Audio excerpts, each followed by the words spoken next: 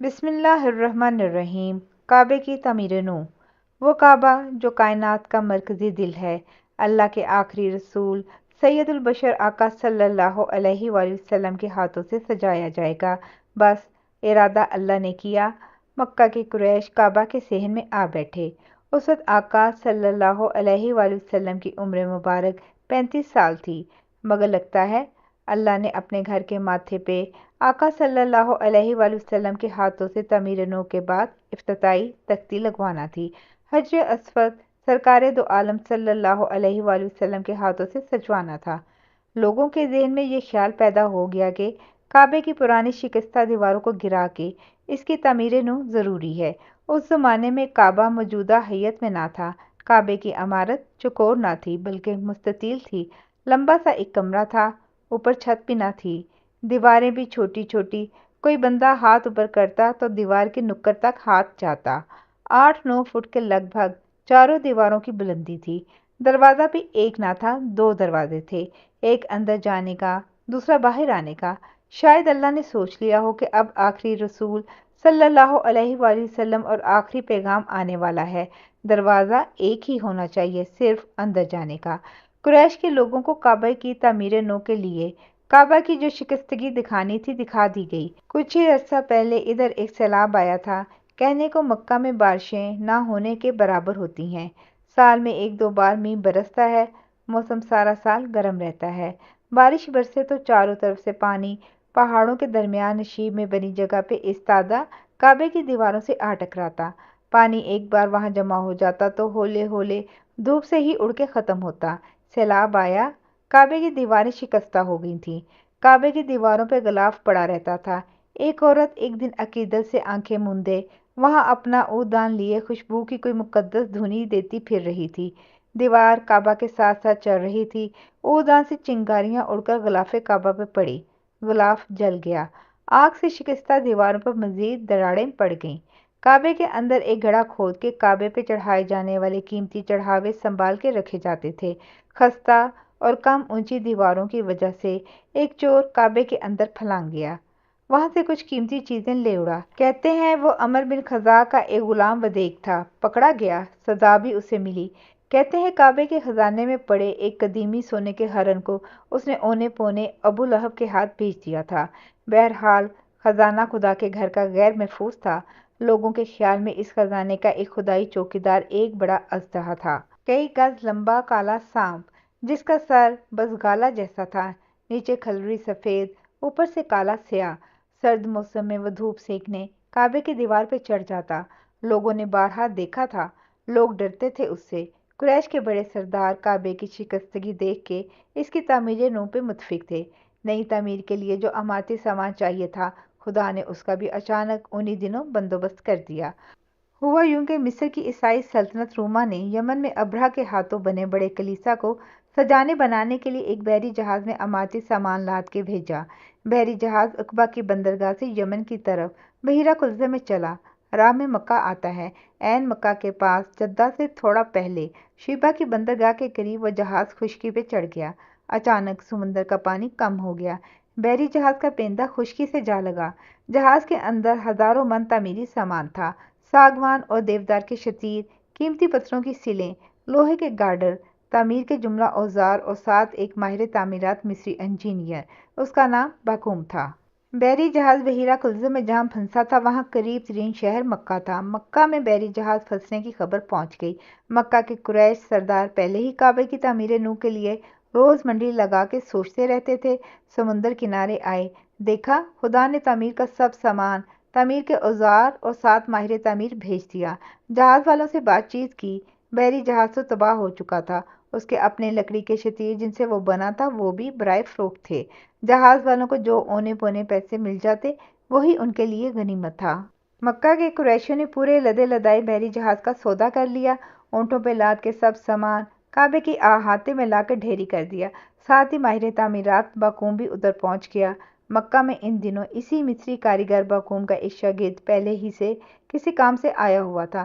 باقوم کو اپنی مرضی کا سکھایا ہوا مددگار بھی مل گیا۔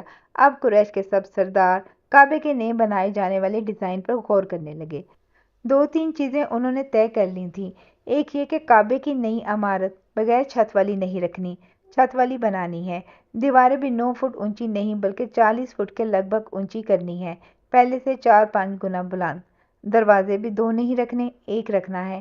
ایک اور بھی فیصلہ کیا گیا تھا کہ جو واحد دروازہ رکھنا ہے اس کی دہلیز زمین سے 7 فٹ اونچی رکھنی ہے تاکہ ہر ایرا غیرہ کعبے کے اندر نہ جا سکے۔ جسے اندر لے جانا ہو سیڑھی لگا کے اسے اندر بھیجا جائے۔ مگر یہ سب اس وقت ممکن تھا جب کعبے کی پہلے والی بوسیدہ شکستہ دیواریں منہدم کی جائیں، پھر نئی دیواریں بنیں۔ اب کعبے کی دیواروں کو گرانے سے ہر کوئی ہچکچائے، ڈرے۔ سب جانتے تھے کہ جو کعبے کو نقصان پہنچاتا ہے وہ ملیہ میٹ ہو جاتا ہے۔ کوئی ہمت نہ کرے۔ آقا صلی اللہ علیہ وآلہ وسلم کے پھپھا ابو وہب مخزومی قریش کے بزرگوں میں سے تھے۔ انہوں نے حجر اسود اور رکن یمانی کے درمیان دیوار سے ایک پتھر اٹھایا تو وہ پتھر ان کے ہاتھ سے نکل کے واپس اپنی جگہ پہ جا لگا۔ لوگ اور ڈر گئے۔ ابو وہب کے ذہن میں جو بات آئی وہ اور تھی۔ انہوں نے کہہ دی بات، بولے، لوگو دیکھو، یہ اللہ کا گھر ہے، اس میں ہم سب اپنی صرف حلال کی کمائی سے خرچہ کریں گے۔ جو بے حیائی، سود اور ظلم سے کمائے پیسے کی کوئی چیز ادھر استعمال نہ ہوگی۔ لوگوں نے بات مان لی۔ اب کعبے کی تعمیر نو اور پرانے کعبے کی عمارت کو ڈھانے کے لیے اس کی دیواریں قریش کے خاندانوں میں بانٹ دی گئیں۔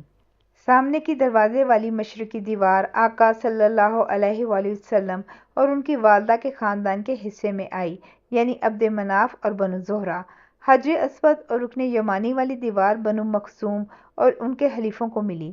مغربی دیوار کی ذمہ داری بنو جمح اور بنو سہم کی ذمہ داری بنی، اور حتیم کی طرف والی دیوار بنو عبدالدار، بنو اسد اور بنو عدی کے لیے طے ہوئی۔ اس طرف پہلے حتیم یوں نہ ہوا کرتا تھا۔ مستطیل لمبا کمرہ ہونے کی وجہ سے حتیم والی جگہ کعبہ کے اندر شامل تھی۔ کعبے کی تعمیر نو سے پہلے اس کا ڈیزائن طے ہوا ہوگا، چونکہ پہلے کی نسبت 4-5 گنا اوپر رکھنے پر سب متفق تھے۔ اس لیے گمان ہے کہ تعمیراتی سامان کی جب کعبے کے نئے ڈیزائن کے مطابق پیمائش کی ہوگی تو وہ کم پڑ گیا ہوگا۔